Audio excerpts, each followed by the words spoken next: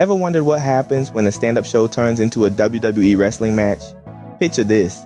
Dave Chappelle, the king of comedy, is in his element, dishing out jokes like a gourmet chef serving up hot plates.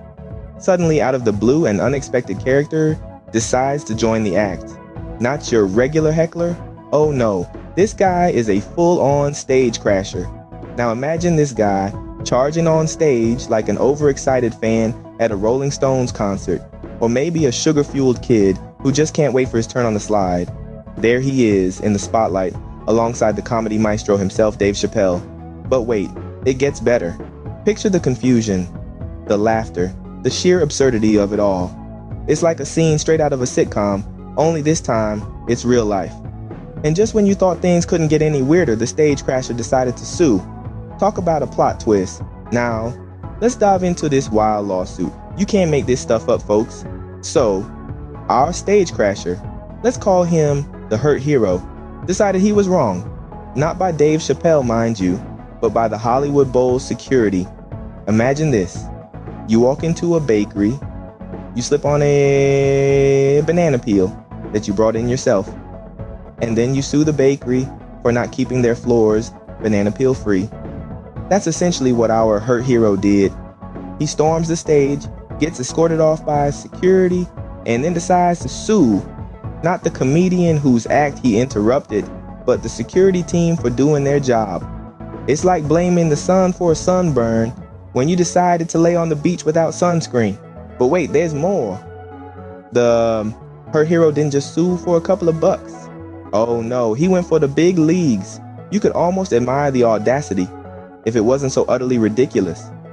And to top it all off, the lawsuit wasn't even against our beloved comedian. No, it was against the Hollywood Bowl and its security team.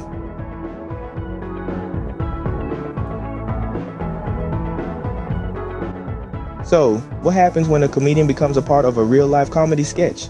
Well, in the aftermath of the incident and lawsuit, it seems like our story has taken quite a turn, veering off into the realm of the ridiculous. Our stage crasher, instead of accepting his 15 minutes of infamy and fading into obscurity, has decided to take a wild swing at the big leagues.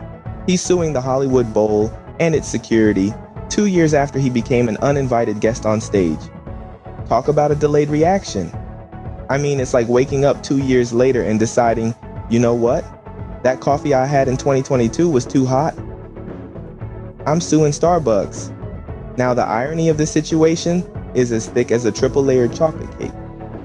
It's like a skit straight out of a comedy show, only it's happening in a courtroom instead of on a stage.